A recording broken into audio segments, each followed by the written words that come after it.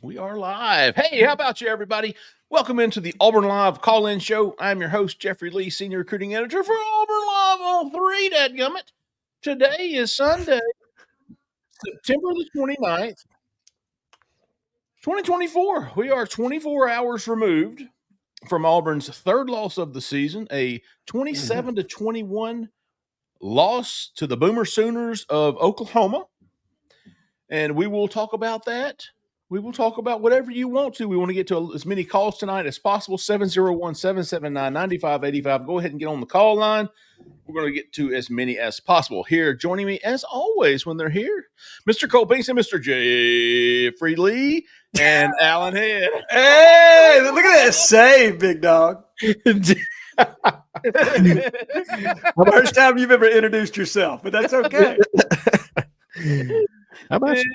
How about you, Cole? Yeah. How about you, big dogs? How about you, Jeffrey Lee? How we doing tonight, man? Look, you got your good stuff on, don't you? Yeah. This is actually old, but it was a little chilly in here. Those are the originals that Jessica made us, though. So, you know, you It got sure was. Yeah. Sure is, I should say. Mhm. All right, folks, we want to get to as many calls. Like I said, we want to hear your opinions, maybe answer some questions if you have them. And we're going to get to the phone lines immediately thereafter this right here. Don't forget, if you're in Auburn, Opelika, Lee County, you're looking for some real estate needs, we're looking for some real estate help, I've got just the person for you, Miss Jessica Andrews with the Talons Group. She is fantastic. Her phone number is 334-704-4442. A lot of fours in that phone number, Mr. Allen Head, but she is a freaking 5-star realtor. If you don't believe me, just ask me. I'll tell you about it. Challenge you to a duel if you call me a liar. Promise you, I will. She's really good, man. You will not find anybody that's been a client of hers say one bad thing about her. She is fantastic. She is dedicated. She answers the phone. She answers the text. She gets things done. Give her a call. Jessica Andrews with the Talents Group, 334-704-4442. And as always, tell her we sent you. Okay, we're going to get to the phone lines, but I'm going to give – do y'all want 2 minutes to air your Thoughts? Uninterrupted 2 minutes. I'm gonna give both of y'all. Okay. Sure. 2 minutes. I'd like to hear what Zach thinks as well. I'm gonna throw Zach. Jump in here, big dog. I guess I'll go first. We've your time has begun. Oh gosh. Okay. You probably tuned into our show with Justin earlier. We talked a lot about it, but again, I'll tell you what, from a recruiting standpoint, I still see a lot of good things happening for Auburn. I don't think this has been detrimental to the recruiting yet. I think that if it continues, obviously you start to get concerned. But right now, I think recruits are handling it well. They have some some leniency. They understand this is a rebuild, and I think that's credit to the way that Hugh Freeze and his staff have recruited them. So they know the deal. They know what's going on. They're a little more understanding than maybe the fan would be. And I still think that Auburn's in good shape with guys like Usman Kroma, who didn't visit this weekend, and had some official visitors. Jeffrey wrote those stories. Those stories are really telling on what the message is from the staff after a week in a game like this, another loss. So, yeah, man, I still see some good things happening there. I think I'm interested to see how this team looks on the road against Georgia. I know how Georgia is, but I want to see what the team looks like on the road. Get out of the pressure cooker that could be Jordan Hare when things aren't going so well, right? We'll see. Kind of an uphill climb right now. So we can talk more about the game if y'all want to, but that's my thoughts as of right now. I like it. Mr. Allen Head, your time has begun. Okay. So I would basically say this season, it is the best called game that Hugh Freeze has had so far from an offensive standpoint. It is potentially the worst game management that he has had in his Auburn tenure. It's unfortunate because for the better part of 50 minutes, Auburn controlled this game. Start to finish, I felt like the plan offensively was fantastic.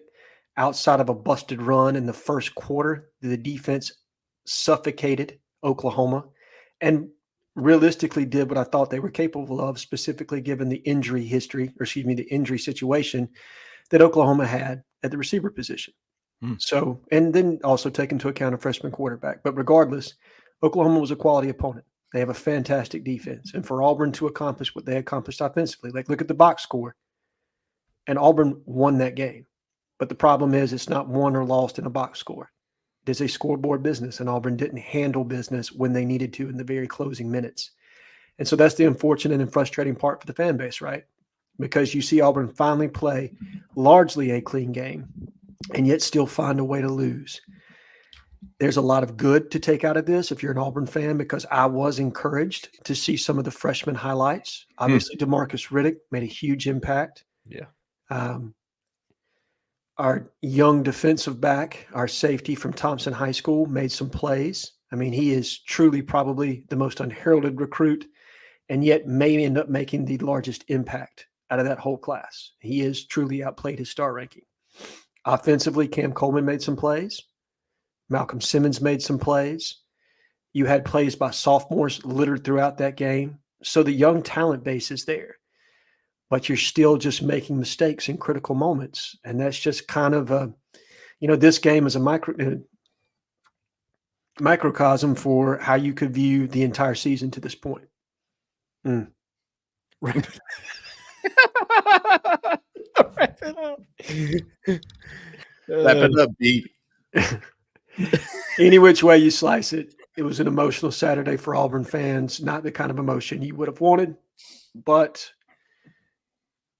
it's where we are, right? Zach McInnell, also known as Zach McKinnell, also known as Z McKinnell. There you go. Zach in the back. Shoot your thoughts, Mr. Zach in the back, who came to the front. I mean, it's kind of echoing both what Alan and Cole said, where there's a lot of positive to take away from it, because outside of the pick six, like Thorne had some bad reads that could have been massive interceptions that were dropped.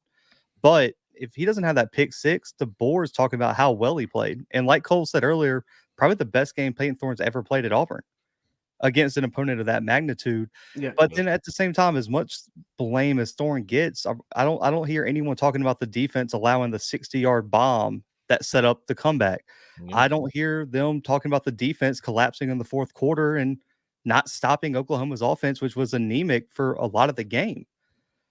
There's plenty to blame to go around on both sides of the ball. As big as Thorne's mistake was, the defense didn't capitalize either. And so I think on both sides of the ball, there were some things. I think depth caught up to the defense a little bit, and that momentum just swung in the wrong direction. And I know all three of you guys can back this up. You got to teach teams how to win. You have to build a winning culture. And the saying in college football is bad teams find ways to lose even when they play great. And that defines what Auburn's been this year. They have found a way to lose a bunch of games they should have won, and that's reflected that reflects back on the culture right now of this team. And until this team learns how to win, I don't know what the ceiling is right now, man. But I do feel like you have a little bit more momentum. We're in a better spot than I think we were like after Cal and Arkansas. Cool. So at least you can take that away. But at the same time, you look at this game as this is the probably most winnable game we've had on the schedule based on how Auburn's played. Okay, so I want to echo. I won't take as long. I thought Allen hit it right on the head. It was game management that was so frustrating. Like when Auburn got the ball back 21-10, 12 minutes maybe to go early in the fourth quarter. It was early in the fourth quarter, 21-10. You get the ball back. I think it was a defensive stop. I turned to Christian Clemente and I was like, and I looked up at it and I saw Peyton Thorne's stats on the board. And I was like, good job, Peyton Thorne. Hell of a day, big dog. You don't have to throw it one more time. Run the ball. Wait till the play clocks get down to 5 seconds. I think the ball was at midfield, if I'm not mistaken. Jarquez moved it out. He ripped off that big run, remember, and moved him forward to about midfield. You don't have to throw the ball anymore. Done. Run the clock, chew it up, live to punt. Yes. Make that true freshman beat you. Yeah. And it was like first down, skinny post, slant, almost picked off. Oh, my God, what are you doing? Skinny post, pop. It was like, what is going on? It was third and long. They run Jarquez. I was like, what is going on? I mean, this is not to say that the end of the first half was just inexcusable. But when I didn't understand it. The management of the game. It was very frustrating, and those boys deserve to win that football game. Yeah. And they weren't put in the best position in the fourth quarter to do so. That was what it was so frustrating for me, because I mean, the only reason I care is because my life gets more difficult because of the business that I'm in. Correct. I would rather everybody be pissing and shitting rainbows than who freeze fire you freeze, because the first thing they do is they go after the coaches, they go after the players, and when they're done doing that, they go after us. Correct. It's like, oh, we got to blame somebody. So I was like, dude, I'm done with this. I can't. I felt so bad for Peyton Thorne. Yeah, I did too. See, even Moji did. Yeah. Felt terrible for him. He played absolutely well enough for Auburn to win that game by double digits, by 2 touchdowns. Shouldn't even been close. The 4th and 1 at the goal line, the 3rd and goal, at the 3rd and 4th down goal, that was atrocious. I'm sorry, atrocious. Before the first half, atrocious.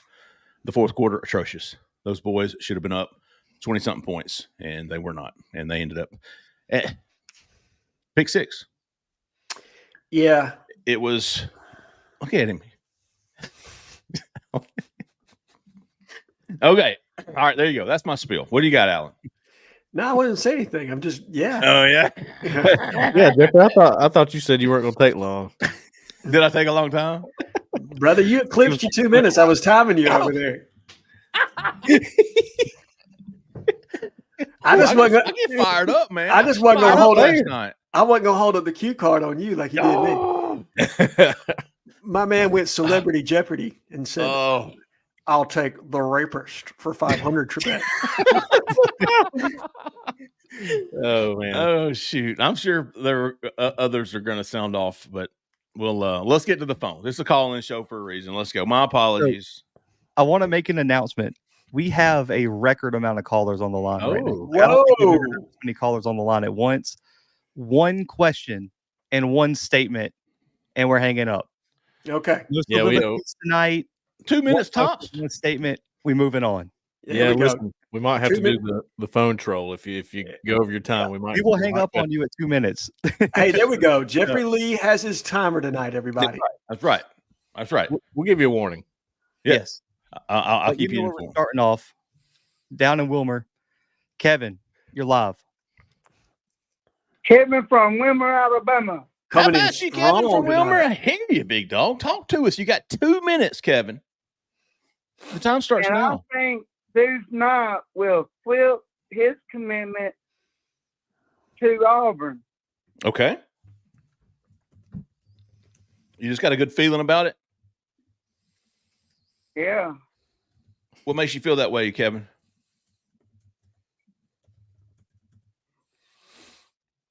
Because feel it down in your bones. Feel a feeling about it. Hear you. Just got it. Yeah. All right. What'd you think about that game? What'd you think about the game yesterday, Kevin? Peyton Thorne did real good job. He did. He really did.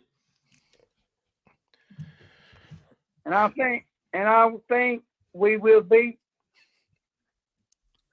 I think we will beat Georgia next week. All right. Okay. So Auburn's getting Deuce Knight and beating Georgia. I sure would. Our lives would get easier, wouldn't they? And yes. Auburn is a 24-point dog. Scored like 5 touchdowns in that game. All right. He's got some touchdowns to make up if he's going to hit your projection. So Cam Coleman's getting 5 against Georgia. And after seeing their defense last night against Alabama, I don't think that's too crazy to predict. And Kendrick Lambert Smith, he will get some touchdowns too. I like it. Kevin's going. It's going to be an offensive shootout. Kevin, we appreciate your call as always. You're our leadoff big dog. You're our MVP. Okay. We appreciate you. War Eagle, big dog. Another good caller. Following it up. Anthony, you're live. Fellow, that's from Montgomery. Fellow. What's going on, Anthony? How y'all doing tonight? What's up, buddy? Been better. Spit some wisdom to us, Anthony. Your time has begun. I want y'all opinion on something. So, Okay. Hugh Freeze's whole calling card, which got him to this spot, was what he did at Ole Miss. And I've been thinking today, I don't think Hugh Freeze is that guy anymore. We need, and I want to be careful how I phrase this, we need this Hugh Freeze, and not the baggage, the head coach. Back then, Hugh Freeze was a cocky, arrogant play caller.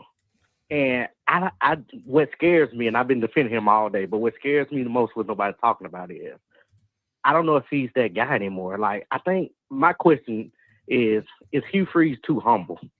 I feel like he's too humble. I feel like he's just not that guy, that aggressive guy that he used to be. And I think everything he's been through has took away some of that bite. And I know that's all I got. So let me get off because I know y'all got a bunch of calls. So the question is, do you feel like Hugh Freeze is too humble? Whew. Anybody? Too humble. It's crickets over here. That is not what I was. That is not the word I would use for Hugh Freeze. I do. Well, man, that's tough. I think he has. I think he has some. I don't know if pride's the right word, and I'm not trying to talk bad about him. I do think he has some. He believes really heavily in his philosophy and his offense, is what I'm trying to say. Maybe he's pulled back the reins I mean, if you compare it to what he had at Ole Miss, he got that team the way he liked it, or the roster, especially on offense. He had it the way he liked it. I don't think he's gotten that yet at Auburn. I think he's getting closer, and that's why he's starting to push the passing game a little bit more. But he believes in his philosophy. He believes in the RPO system. I've heard a coach on staff say, when it's up to him, we're running RPOs. I've heard that, so he's going to stick with that. I don't think it is necessarily Hugh Freeze as a coach. I think when Hugh Freeze has confidence in his quarterback to play consistently. Now, look, Peyton Thorne yesterday, I think, played up to his max. And I have said that at multiple places. I hate that the game ended the way that it did for him, with obviously a game-changing turnover. But short of that, I felt like you got almost everything you could out of Peyton.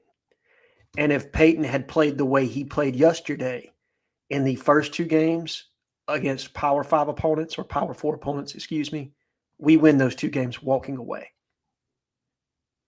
Tip your hat to Brent Venables. Made a hell of a call, baited Thorne, and, they won the game.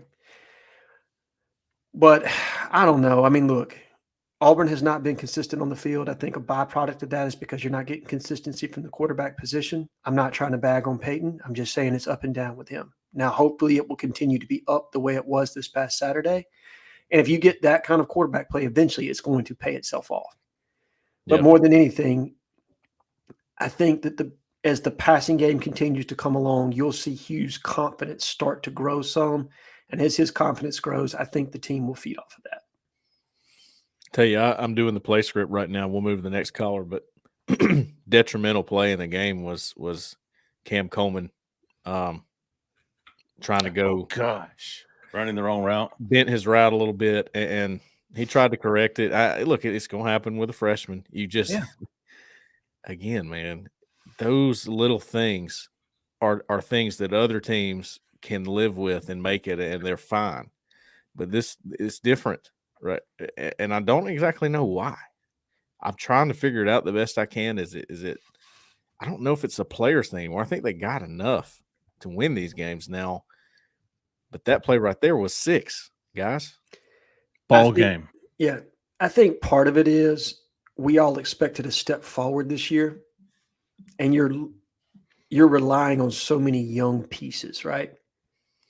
And so they're getting experience every game. These guys this time next year will be different. They will have those live game reps. And you won't see Cam Coleman bending his route that way.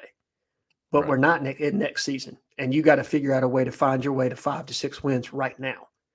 And that's the tough part of where Hugh Freeze is. And you can, I mean, let's be honest here. He's tight. You called it last time, Cole.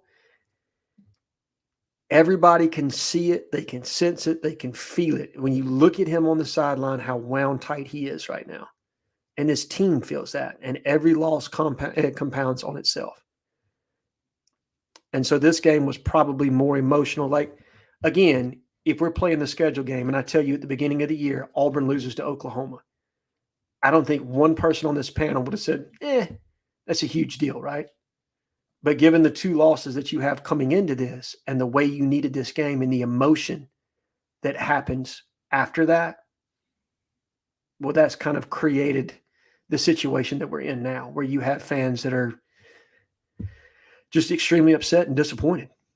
Well, I think the patience, and there's been a bunch of comments that I won't exactly pull up for language and stuff like that, but the frustration is coming in because they see other freshmen not making those mistakes. And we all know who I'm talking about with 2 specific wide receivers on big teams and other freshmen making impacts on group of 5 teams and other lower power 5 teams. They see those freshmen making the plays, and now they're wondering, why aren't our freshmen ready to make those plays yet? Yeah, you're absolutely right about that. In the case of Ryan Williams, I'd say he's got a significantly better supporting cast around him and a veteran quarterback that has had success. But each situation is different, right, Zach? That's the issue here but Auburn is concentrated on Auburn, and so every mistake is magnified to a degree to the fan base. Hey, before we get to the next caller, let's give Whataburger a minute. Are you aware of Whataburger? If you haven't, if you don't, you should be. They're going to be in Athens this weekend. If you're going over to the Auburn-Georgia game, make sure to be on the lookout for Whataburger. Whether you're cheering on the Tigers or the Dogs on October 5th, plan for a pit stop at the Whataburger food truck during your tailgate. Get ready to watch your team by securing an early and easy dub first with a hot, fresh Whataburger, that is. And no matter who comes out on top, when you take your team to Whataburger, you know you'll feel like a winner, dadgummit. By getting the food made your way fresh and hot every time, 24/7. See you at the game and see you at Whataburger. I'll be on the lookout for a Whataburger this weekend. Hey, I didn't know they made it fresh and hot every time. I just learned something. Hey, it's good. Okay. Crazy what a good ad read will do for you. I don't know, man. My mouth's watering right now. Right? I'm telling you, somebody asked him about those heat lamps in the back. Yeah. We just lost a sponsor. Yeah. Alan, we got to keep the money going. No, cut that part, Zach. Yep. Yeah, Too bad we're live. Yeah. 0553. You're live. Who we talking to? Where are you calling from? 0553. 0553. You're live. Hey everybody, it's Cole from Noonan. How y'all doing? Hey, the MVP of a week ago. No doubt. Man, I got a problem. I love Auburn football, but Auburn football don't love me. It's tough. It's tough. Yeah. It's really painful. But hey, I'll start with a few positives. Got mentioned earlier, a lot of great play from young guys. Cam Coleman, outside of that drop and outside of the bad route, played well. Malcolm Simmons, DeMarcus Riddick played lights out. Liked what I saw from Morris Williams. Caleb Harris is a beast. So you can see where this program can go if we keep getting good talent in the door. I thought our team has gotten better the last 3 weeks, and I do think the play calling was the best that it's been. But on the downside, we're in a spot where, our coach is not going to get fired this year, but he's on a trajectory to not make it past year 3. And I think the big money people at Auburn have to do everything they can to avoid that reality. Hugh needs a blank check to keep the guys that he's got on this roster. He needs a blank check to go out in the portal, and he needs a blank check to keep bringing in recruits, because this is the disaster that comes if we've got to let him go early. That is not going to be good for the long-term trajectory of this program. And so he's got to prove it on the field. we're not going to prove it on the field this week. We got to remain competitive. And then one little comment to Anthony's point about, humility. I don't know that Hugh's humble, but I do think he may have lost that edge a little bit. I think our culture, these guys are staying in it. I even love seeing Walker White chew some guys on the sideline this week. Our guys are staying in it. They're staying competitive. But this is not a football team with an edge week in and week out. And I think that comes from the top down. So that's my call. That's my 2 minutes. Appreciate Perfect. Cole, fantastic call as always. Yes. Thought it was very grounded, very logical, very rational. Complete. And listen, I thought Andy Staples, On Three's national college football writer, Andy Staples dropped by the corner this morning, the corner message board, and wrote one of the things that he wrote about Hugh Freeze and having some patience with him instead of calling for his head right now. Well, Ron G says, we will be okay. That 25 class coming, man. I'm telling you what, you keep stacking these classes. I thought Cole's best part of his conversation or his talk just then was look at Jay Crawford. Look at those freshmen. Look at the sophomore Keldrick Faulk. Look at Malik Blockton. Look at Caleb Harris. Look at all these freshmen in there. DeMarcus Riddick was a freaking monster. Yes.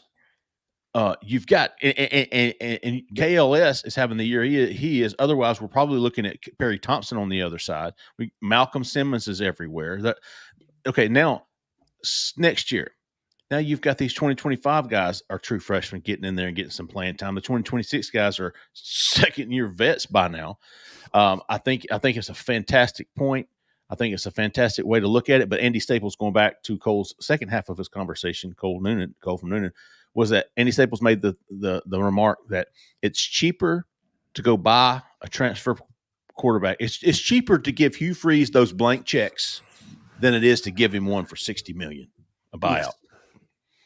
Well, if you're somebody who doles out money to the program and for Hugh Freeze and his tenure, it's always going to be a good bet when recruiting's good. There's just a better chance, right, of there being a good team. Now, they're going to watch him and see how he handles all these games or whatever, but they're going to have a little bit of confidence at least because, all right, kids he brought in are playing, son. Yeah. And they play with an edge, by the way. All those guys that came in, they're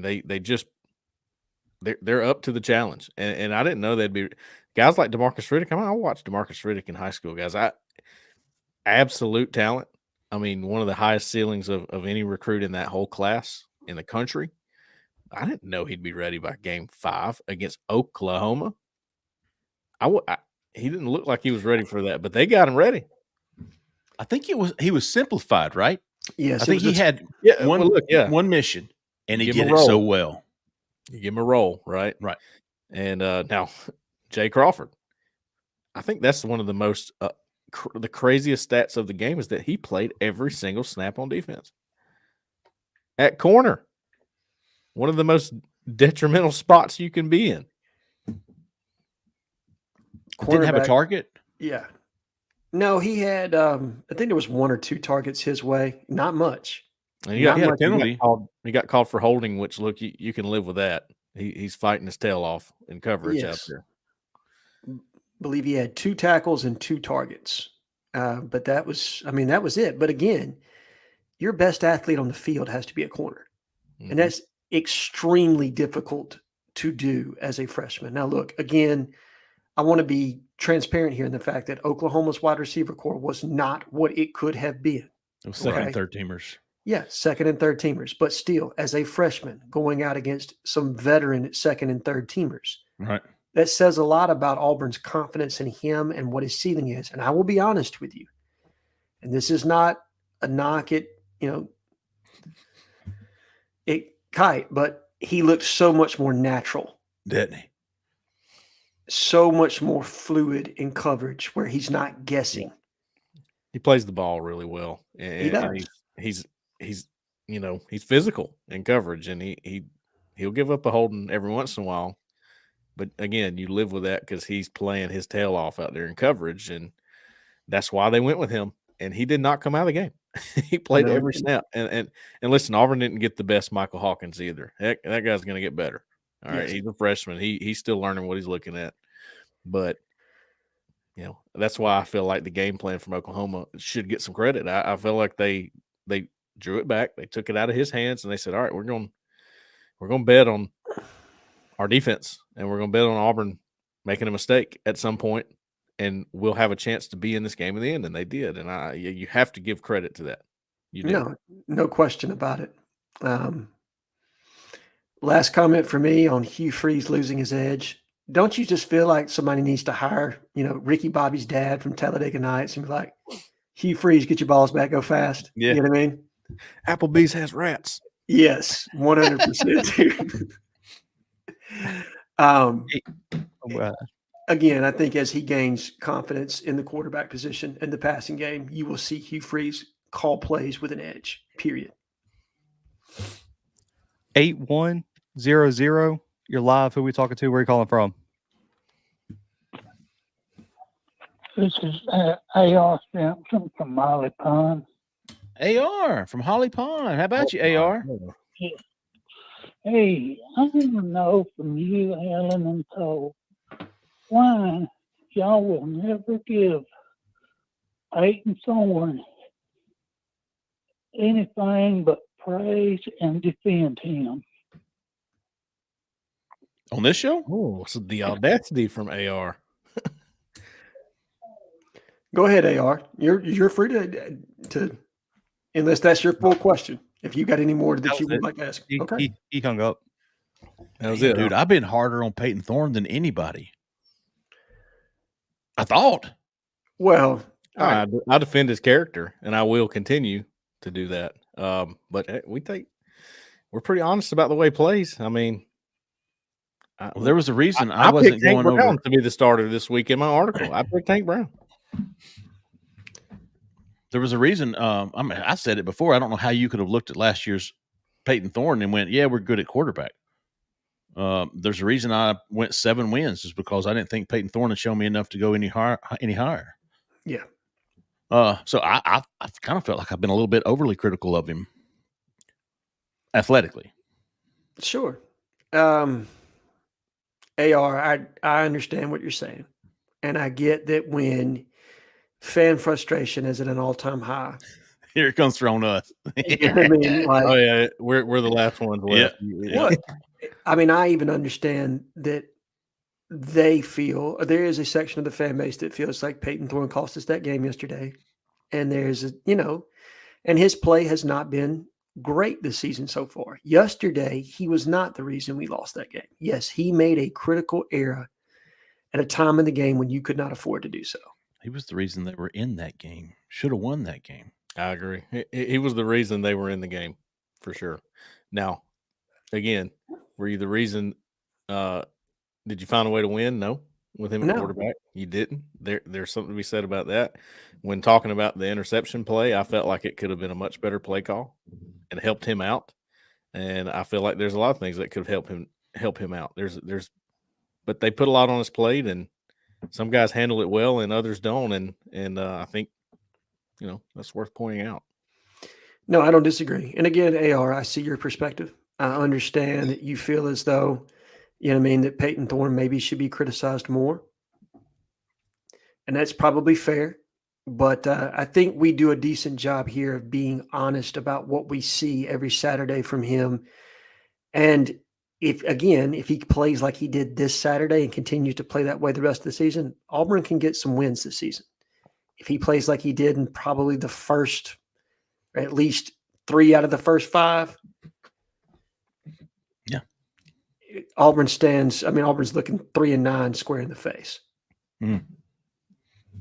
Good stuff, AR. We appreciate you calling, big dog.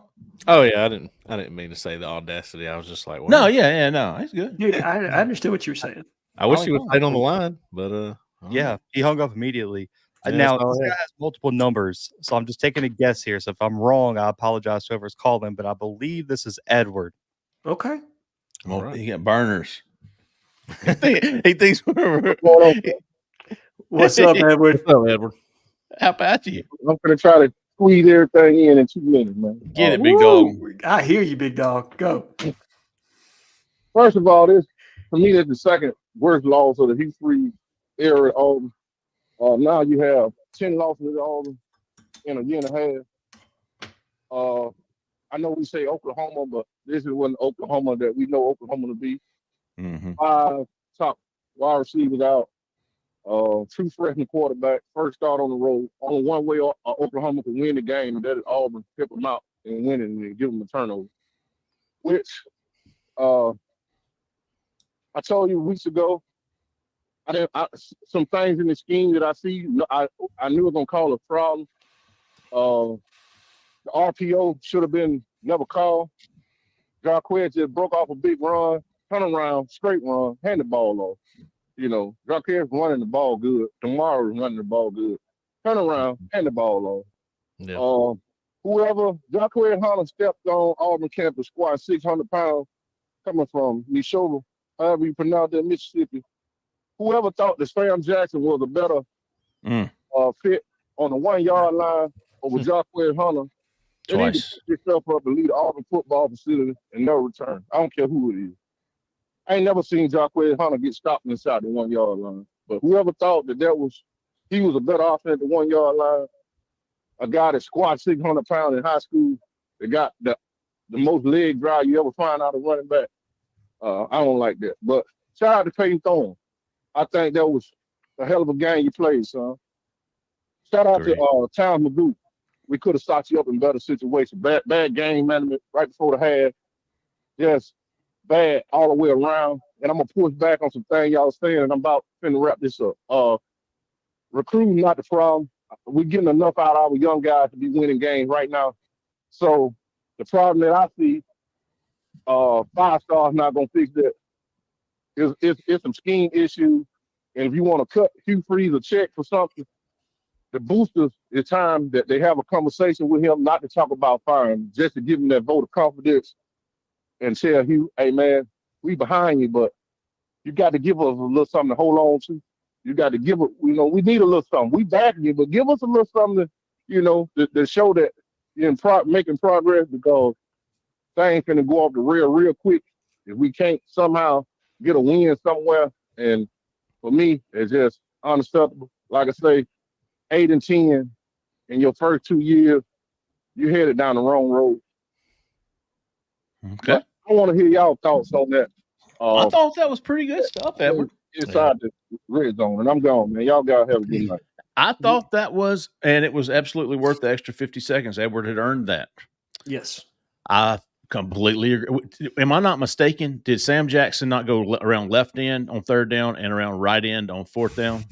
Yep. Is that not what happened? Hey, Edward, that's pathetic. That's pathetic. You know why? Because it didn't work. And you've got Jarquez Hunter back there, who I don't know that he ever yards after contact. I don't know that he ever was stopped against Oklahoma. It felt like he was always falling forward. Yeah. So I'm right there with you, dude. I thought that was pathetic, unacceptable, and to do it twice. Well, here's the thing to me Go ahead. that I didn't like about it is that this is the first time you've done it, and you decide to do it in the red zone in a condensed area where everything moves faster. So there wasn't even the threat of an option off of that with Sam where you have to play honest. You knew he was carrying the ball. There was no question what he was going to do. Whereas you have an athletic enough quarterback in Peyton Thorne to leave in the game. So if you want to run read option, you've got it, man. If you want to run quarterback power, you can do that with him. I mean, they did, I think, quarterback power with a B-gap insert, and it was a beautiful play call that would have worked just the same. But I'm with you. Again, don't get cute and just hand the ball off to Jarquez Hunter down there. And also, weren't we close enough to just quarterback sneak it 2 times in a row at that point? Yeah. Yes. We saw the tush push later on in the game. Yes. That would have been perfect right there. Yes, it was 4th and 1 on I don't remember what it was, and just pushed.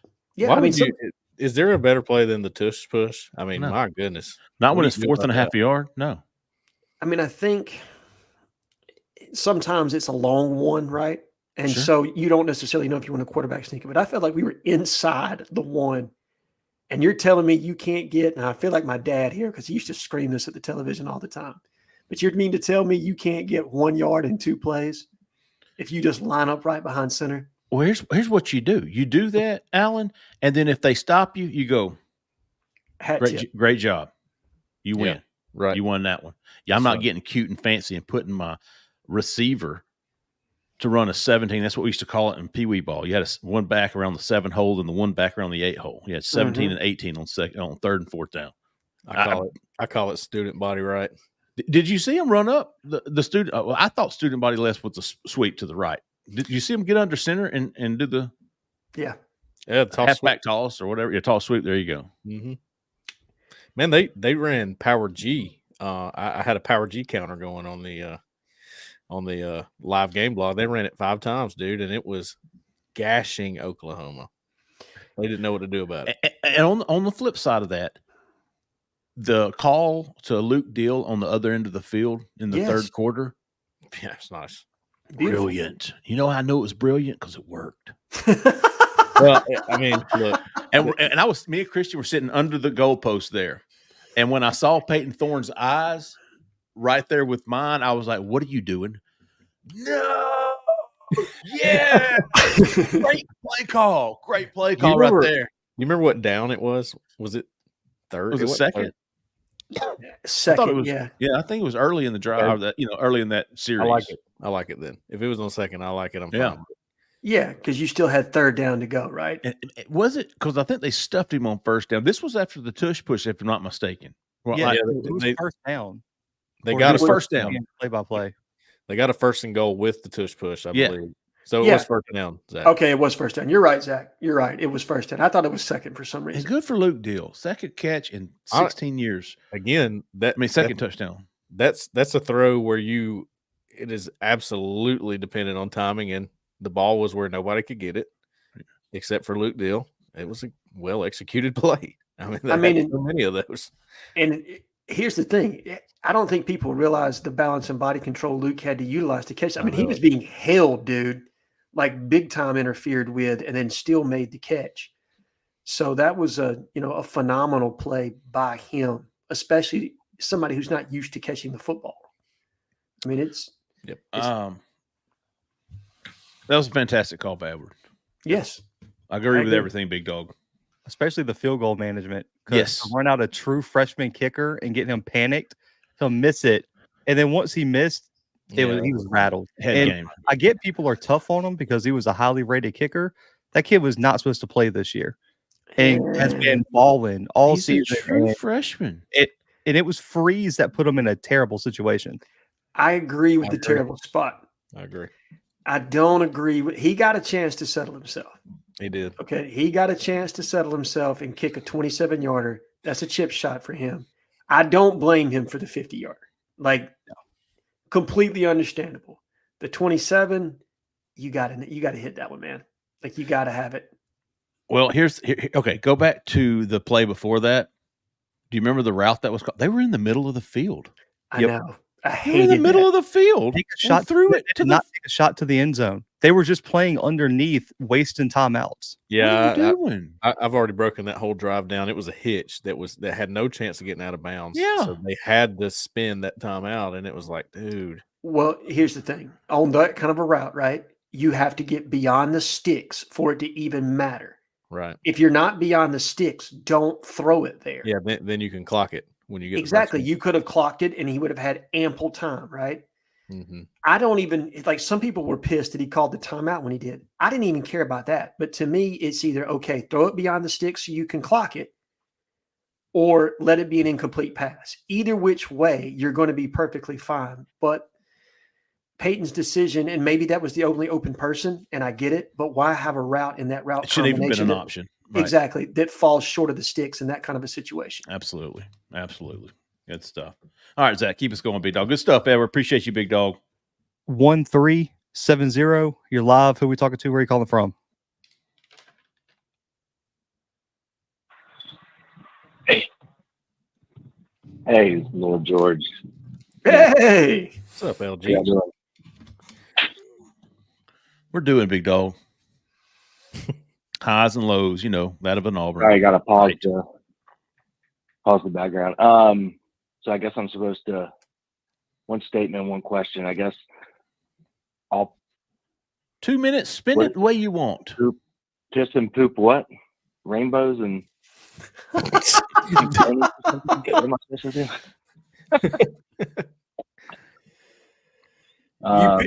But yeah, I don't know. I'll go positive and say we'll beat Georgia, just for just to be one optimistic or two optimistic people. That ain't happening. Kevin from Wilmer, but I guess the question I had, you guys were talking about the kicker there, and man, rough spot. Is tough not to be down, but I guess my question is kind of, what do you think going forward? How rattled will it be? I mean, he obviously was a great kicker in high school, but I just I'll use up the remainder of seconds and just say, man, I haven't seen a win there, I think, since Ole Miss 2019. I can only get down for 1 or 2 games a season, and I don't pick the cupcake teams, but man, it's been rough, dude. So maybe I'll go to the ULM game instead of the Vandy game. Anyway, peace, guys. Thanks. Appreciate you, LG. Townsend Magoo. I'm not worried about him being mentally checked out. He's got a lot of confidence. He's gonna be fine. He'll be fine. I do tend. So if we're arguing about the 27-yarder, yeah, man, you got to make that kick. I'm sorry, you do, but you do. That's the bottom line, Alan. You're right.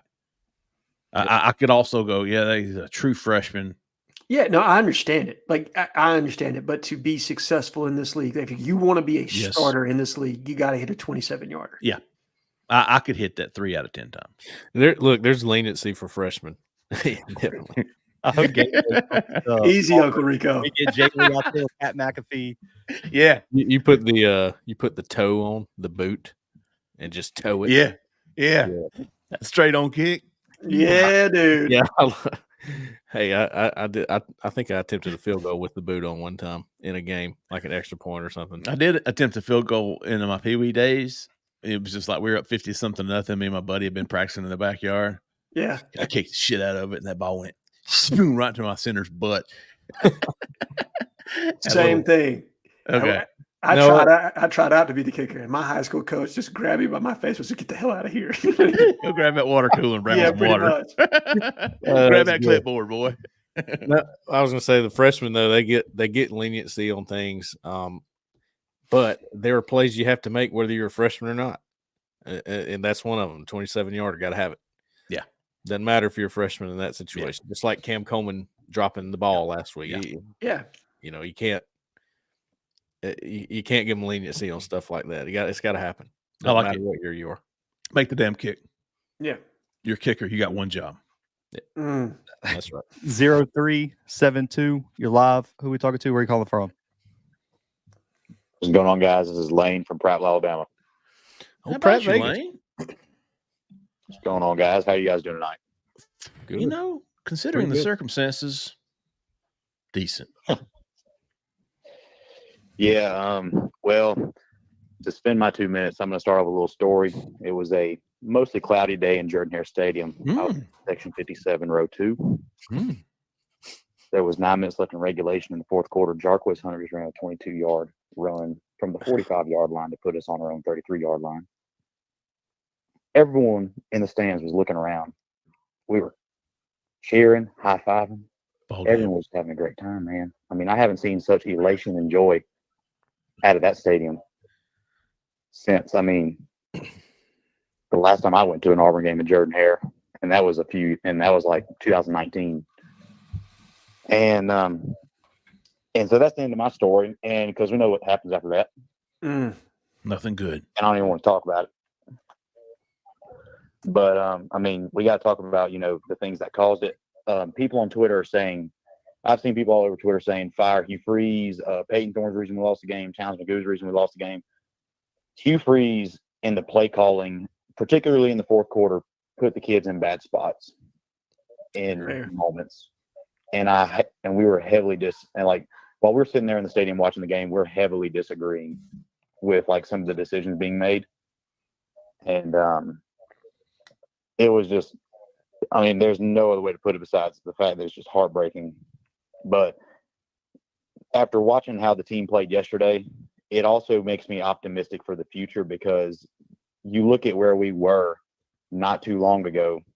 Like when Hugh Freeze took this job, you had 57 kids transferring out of the program on top of the guys that were declaring for the draft and guys that were, just graduating. So Auburn was left in the dust when Hugh Freeze took this job. And ever since he took over as head coach, we have been in these big games. Every time there's been a big game, we have been in it. The only time where we've faced like a primetime SEC opponent and we've been out of the game early and we never got back in it was the LSU game last year in Baton Rouge. Yep. So I'm glad I'm glad that we are at least competitive again, because if you look back at just a couple years ago, I mean, Georgia would come into Jordan-Hare and beat us by 30. We went on the road to Georgia the next year and lost by 45, which might happen this week. But I'm glad to see that the roster has come this far, and it brings me to like my last little statement. I personally think next year we take a massive leap, and I think Auburn's not far away from an 8+9 win season.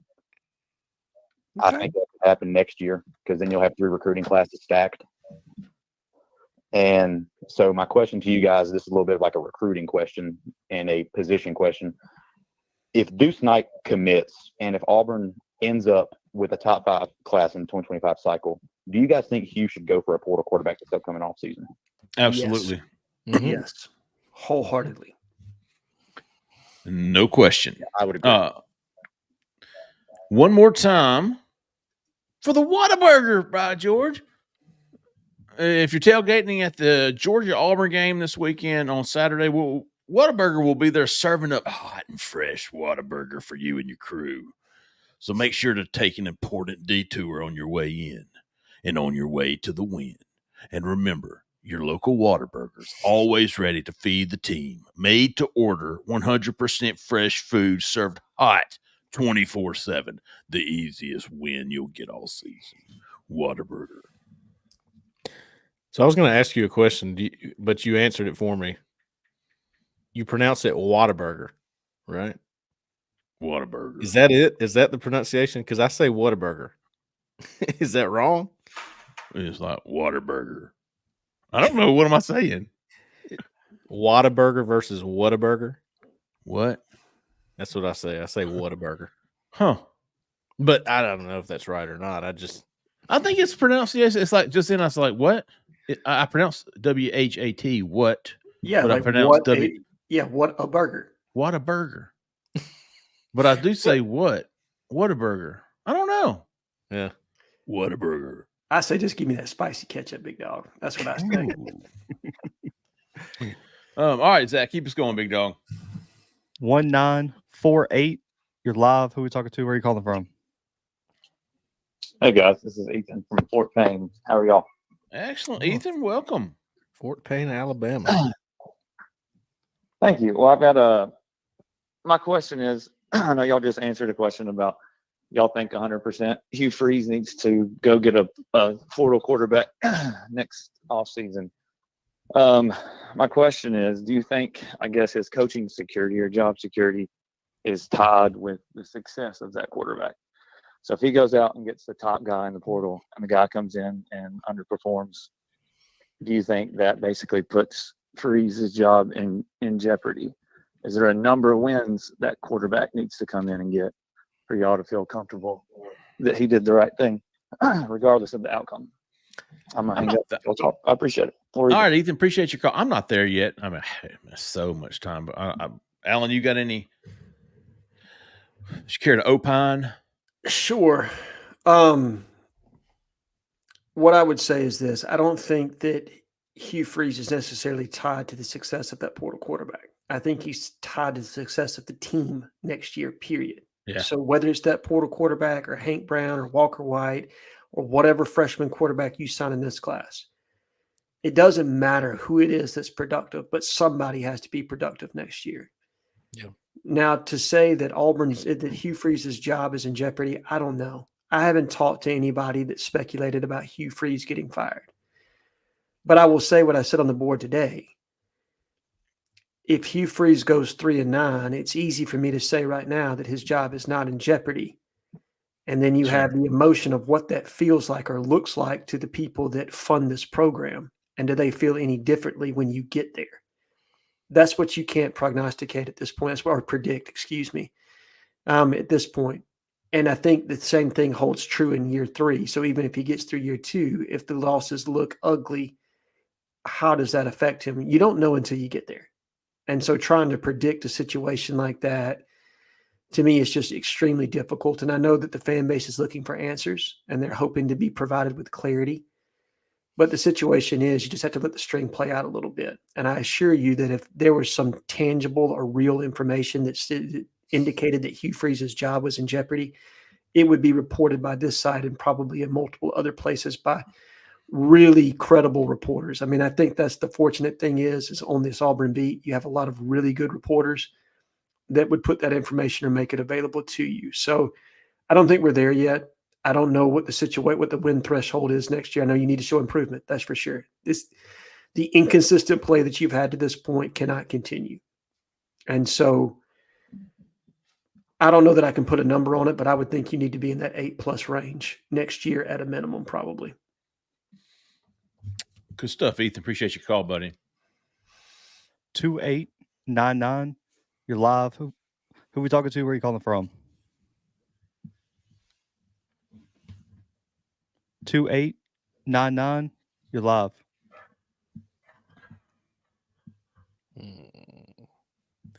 2899.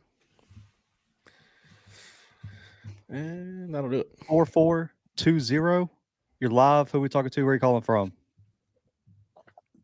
Hey, what's up, guys? Austin Redding again from Auburn. How y'all doing? Hey, Austin from Auburn. What's up? I just got 2 things for you. First off, what in the world was up with Freeze blaming his players when it's pretty clear a lot of his play calling was lacking that game? And perfect example of a terrible play call. Why in the world are we running slants across the middle of the field when there's only 5 minutes left and we can just keep running it? If we get stopped, we get stopped. You punt it through the end zone, play some defense. But I literally cannot think of any logical reason as to why we should be throwing the ball in that situation, especially with Peyton's track record. He did all right at the beginning of that game, but still, even the best of teams out there know you don't do that in that situation. So that's all I got for y'all. Y'all discuss it. I'm going to jump off, but just want to hear y'all discuss those couple topics. That was my biggest complaint, Austin. That was my biggest complaint of the whole game.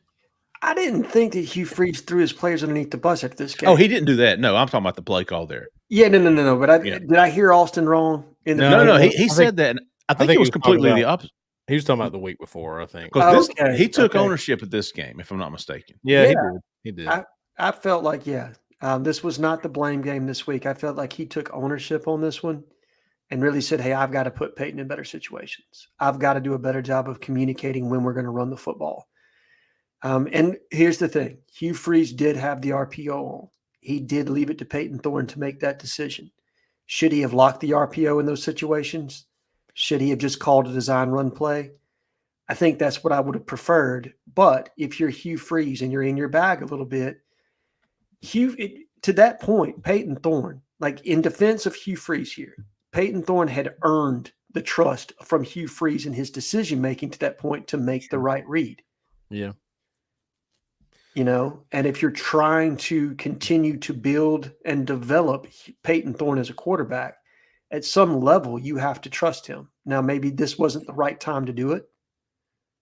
There's probably other moments that you could have done that. But I kind of understood where he was coming from in providing Peyton the opportunity to make that check at the line and say, hey, I got an open guy. And the problem is on the first down, Cam Coleman was standing wide open on an out route out there. And he just made he made the right read in that you had 7 down in the box. So you had the extra hat. Pre-snap look, right? Yeah, based on the pre-snap look, you had what you wanted. You just missed the wide open route that was there. And then it was a miscommunication on the second down.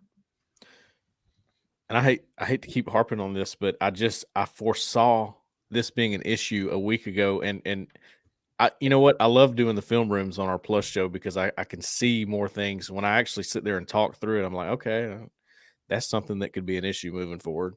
And something that I saw and I wanted to take time on it last week was Malcolm Simmons, the throw to him on the down and distance and being on your own 27. I knew that showed a blatant disregard for where you're at on the field, number one, the down and distance, number two, and it just had a chance to implode on you if you do it again like that. And that seems to be the philosophy of his play calling. And high risk, high reward. Yeah, it's just low percentage of working. I don't like the low percentage plays in tight spots. It's just, but Hugh Freeze seems to be about that. I've seen it now more than once. I've seen it now. This was another example of that where he's in a tight spot and he goes with a play that you call an RPO or whatever. It's like a double read. Basically, you got the slant and the out or whatever is on this side, and then on the other side you've got the screen. So he made the decision pre-snap based on the look. I've got this slant because they're all walked up on the line of scrimmage. But Brent Venables, he knows Auburn ran slant about 10 times against Arkansas, so drops him. Because they're trying to win too. And that's what our coach used to say. They're trying to win too. Don't forget that. Seems pertinent. So yeah, I felt like there was a blatant disregard, and from the play calling standpoint. And what I mean by that is, don't leave that in your quarterback's hands. You take ownership of that in that moment. Hey, if you're on the communication, hey Peyton, here's the play. Don't read this, right? Like you were saying, Alan. There's no reason why we need to be reading this right now. Just make an easy play, give it back to our defense if we don't convert. And then I feel like you got a better chance to win the football game. No, I hear you. And if you're going to put a read on it, then maybe just put read option on. You know what I mean? Like so that you're keeping it on the ground in general. You still give yourself options for the quarterback keep and or to hand off to Jarquez Hunter. So I wouldn't have been opposed to that call as opposed to, counter or power or duo or whatever you would have called in that situation. Sure. Yeah. And the way they run the football, chances are pretty good. You get 4 yards. Good stuff, Austin. Appreciate you calling in, buddy. 4881. You're live. Who are we talking to? Where are you calling from? Hey, fellas, first time caller from Birmingham. What's your name, big dog? I am. Damn, what is my name on the board? I'm having a brain freeze. I'm sorry, fellas. You can give your real name, brother. You're good. I'm Solomon. Oh yeah, Solomon. I think this is your first time calling? Well, you know what? I think you called. I'm a second time caller, but man, it's probably been ages. Lay off the gummies, Solomon. Hey, just a couple of thoughts of the game. Man, I feel like Pinkston played pretty good. I don't know if you guys recall, but it was a play where Cam Coleman absolutely cooked the DB off the line, and Pinkston threw it as if it was a streak, but it looked like Cam ran like a deep post. But Peyton was so frustrated because he like, dude, why the hell would you run the post into the safety when you cooked them? And it really should have been a touchdown. It really should have been a touchdown. Peyton Thorne should have threw for easily 400 yards in this game. Boy,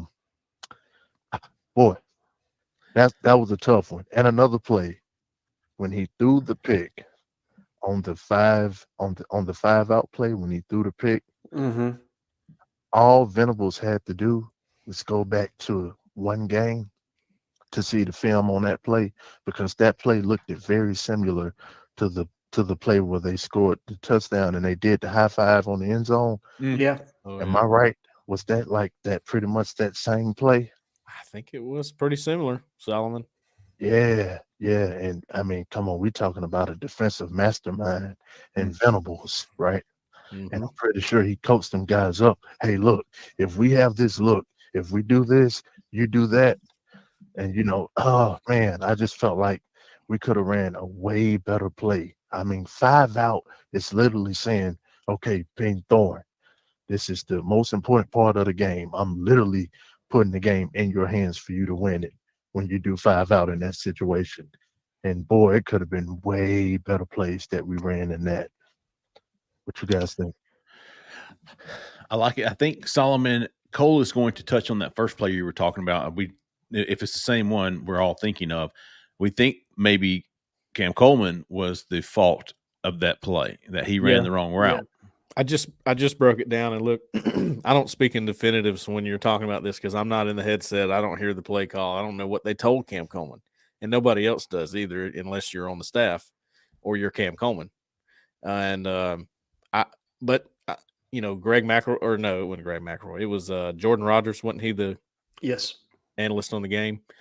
He pointed it out too when I was watching back. I didn't get to watch it live, but he said it on the broadcast. That's well, it just goes against sound football reasoning. You don't bend a route into the safety, right? Yeah. Even if they did call it, that's not sound.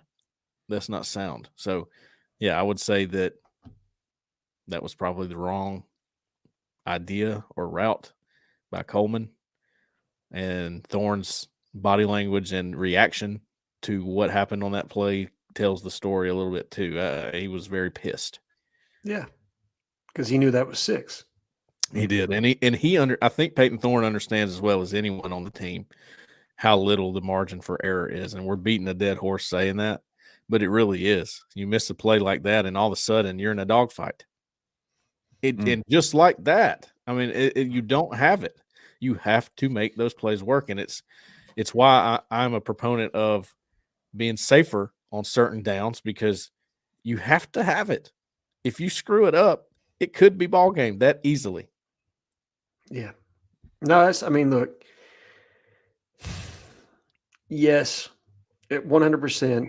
Cam bent the route, shouldn't have done it. That's on him. On the 4th down on the pick 6, if you're going 5 wide, I would have almost rather you stacked, you know what I mean, and gone in a 2x2 or something of that nature and run like a slip screen out of it, some high percentage throw. Do not go over the middle with a quarterback that, look, let's be honest here. Peyton Thorne's sweet spot is more when you're out there on the hash marks, right? When you don't have to make layered throws over the middle over multiple defenders. And so if you know that's an issue, now look, I know what the RPO is, okay, and he checked who was hot. The blitzer was supposed to be coming from the area that they was vacated, and so he went immediately to the slant, right? Right. But again, it's the play call. I don't mind 5 wide there. I know everybody has jumped him about not running the football. I'm okay with throwing the football, but put it in a position that's a high percentage completion for a quarterback that has struggled at times in pressure packages, right? And even though they created a simulated pressure, because that was simulated, they did bring one. They basically bluffed and said they were going 0 blitz. And they were going to bring everybody, but they dropped back. So they simulated that aspect of it. And we just weren't accounting for that to happen, which is the difficult part of that, man. It is really, really difficult to swallow thinking what the outcome could have been if you just made a different play call there. Last caller of the night, 2728. You're live. Who are we talking to? Where are you calling from?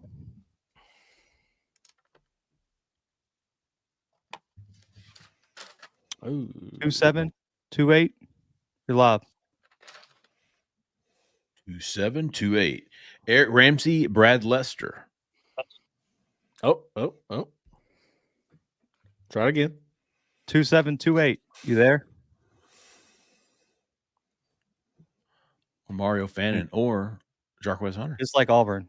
Not finishing in the last quarter. Oh, Zach, too early. Big dog. Come on. I was going to say drop the ball. Oh, yeah, that's crazy. Fumble. But that's it. That's a wrap. That was the last caller we had on the line. 2728, man. We will. You will live in infamy. What a fitting ending to this weekend, though. It really is. Yep. I'm not gonna lie. We had them in the first half. Lord have mercy. Well, I say, man, I tell you what, there's some really good calls in there. Yes, I really liked. Cole was fantastic. Smitty J, who's always fantastic. Edward was fantastic. Yes. Oh, hell. LG, Lane, Ethan, Austin, Solomon was great. AR, getting on our ass. I like Hey. that, AR. Keep us honest, big dog. Bring it. Keep us honest. And old Kevin, 5 touchdowns next week for Cam Coleman. Book it. And Deuce Knight. Okay. Got those rainbows. Got those rainbows started for the show. All right, folks. If you haven't heard, Auburn goes to Georgia next weekend. They will play the Georgia Bulldogs, who are ranked number 5 now after losing to they lost somebody this past weekend. Oof. And ranked number 5. And Auburn is I think it's 23.5 point dog. Yes. In all seriousness, what an emotional letdown that game was for them. Whew. Yeah, I'll be honest though with you, man. I think I know more about Georgia coming out of that game than I do about Alabama. Like, I honestly feel better about Georgia with the way they played and came back. Yeah. You play that game a second time. 9 out of 9. 9 out of 9. Hey, man, it's not just Hugh Freeze in Arkansas. I tell you, I was amazed that they came back. I was amazed. Yeah. Well, changing head coach at Alabama is something to monitor now with that, right? Hey, look, man, give Kevin DeBoer credit. Did a fantastic job. Sure, yeah. But again, I think you play that game again. I like Georgia. I honestly do. Guess what, Alan? I think we're going to see that game again. Yep. You might. Maybe twice again. Damn, really? Is that possible? SEC championship and the playoffs. Oh my god. The playoffs. I like Texas more than I like. Here's the thing. I think it's Texas and one of those two teams. I like Tennessee. But the problem is Texas, Georgia, and Bama could all make the playoffs too. So we could see it again. Just in where's the playoffs that Tennessee Bama game? At Tennessee, if I'm not mistaken. I think it is too. I think it's in Knoxville. It is. Yeah. That's going to be see, there's the issue for me, man. I like Milroe in that matchup because of his experience, even though Nico is just fantastic. Rodney Garner's going to have to get home a lot in that game to keep them off balance. That's an interesting situation, too, when you're looking at this whole quarterback recruiting thing. Nico sat behind Joe Milton. Mm-hmm. He wasn't ready his first year. Maybe he was, but he didn't. I was about to say he might have been after that bowl performance. Yeah, I mean, you had the luxury not to force it. Of course, I don't think anybody would argue that Joe Milton's better than Nico, right? Hell no. Okay, so sometimes it just you know, then you got to work the process a little bit. Of course, you don't have time like that at Auburn. Well, who's Auburn have after Georgia? Bye week. Maybe they can avoid a loss. I think that's possible. You may even get some deer hunting done that week, brother. I'll tell you what, man, I'm ready to sit down and watch some football. I have not gotten to do that yet with these home games, dude. I tell you, that 5 home games was too much. Oh my gosh. It's too I think much even some of the fans are like, man, it really is. I was talking to a guy today. It was like for the fans, it's, you know, even if you're coming back week after week after week and you're emotionally drained, and you're just like, ugh. The crowd was pretty good yesterday. The crowd was pretty good. It was 90% full, which I think that only reason is because it was 5th game in a row. Oklahoma at home, that place should have been buzzing. Yeah, and it was good. It was good. Don't get me wrong. From where Justin and I sit, that upper deck just will not fill up. It's driving us crazy. No, there was not standing room only, and I don't know that you'll get standing room only the rest of this year. You got A&M at home. That's your biggest draw. Yeah, because you're not getting it for Vanderbilt. You're certainly not getting it for ULM. A&M, I mean, look, it would take Auburn probably beating one of Missouri and Kentucky, beating Vandy, beating ULM. And if you get on that kind of a roll and you got an opportunity for a 6th victory, people are a little bit more positive. Then I think you got an opportunity for a sellout there against A&M. Well, we'll see how it shakes, man. We're going to be back next week. We'll talk about the game. We'll talk about Auburn's game against Georgia, the mighty top 5. Hey, man, the last team ranked number 5 in the country lost to an unranked team, SEC team. I got Brock Oh. Vandegrift and his Woodland native grandparents, the Benefields, beating the Ole Miss Mighty Sipians. That was a huge win. That was unbelievable. Yeah, I put up a post basically kind of surveying college landscape and the games that really caught my eye that I thought maybe changed the picture for the playoff. And that game changes the picture as it pertains to Ole Miss for the playoff because their margin for error is nil at this point. You're not getting into the playoff at 9-3. They got to play Georgia. To me, I don't see them winning that game. So if you lose another one, and you've got several, you've got LSU, South Carolina's got a nasty defensive line. You got to play them. So I don't know, man. I mean, that's got to go to South Carolina next week. Got to go to Yeah. LSU the week after that. Yep. You got Oklahoma at home the week after that. Or I'm sorry, a bye, and then Oklahoma at home. You travel to Arkansas. You got Georgia at home, and then you travel to Florida. That's a pretty difficult schedule, second half of the season right there. And you can't have two losses. 1, 2, 3, 4, 5, 6 SEC games in a row. Yeah. I mean, that's 7 counting Kentucky. That's tough sledding, man. Well, we'll be back next week, folks. Appreciate everybody calling tonight. Kevin, Anthony, Cole, AR, Edward, Lord George, Lane, Ethan, Austin, and Solomon. Somebody asked to be unbanned. Only a million times. Yeah, they've asked like 1,000 times in this chat. I'm just going to go out on a limb and say there's probably a good reason why I got banned. Yeah. Sorry. All right. I didn't see anything. All right. Cole's going to be have some Auburn Live Plus. We might have a recruiting insider Wednesday. We're going to be back for a recruiting show Wednesday morning for sure. And then we'll be back with some more shows, some more football shows after that. We appreciate everybody listening and watching. And don't forget, if you need some help, real estate, Miss Jessica Andrews with the Talents Group, 5-star realtor, Jeffrey. Go ahead and put that $1 in the J head. Go ahead, fucking big dog. I was this close. You were, dude, brother. You tried really hard on that one. All right, 23, whatever. Yep. All right. Miss Jessica Andrews with the Talents Group, man. Give her a call, 334-704-4442. As always, tell her we sent you. All right, that's going to do it for real this time, folks. We appreciate everybody listening. We appreciate everybody watching. We'll see you next time. For Cole, for Zach in the back who came into the front, Mr. Allen Head, I'm Jeffrey Lee, man. Y'all stay that left lane. See you.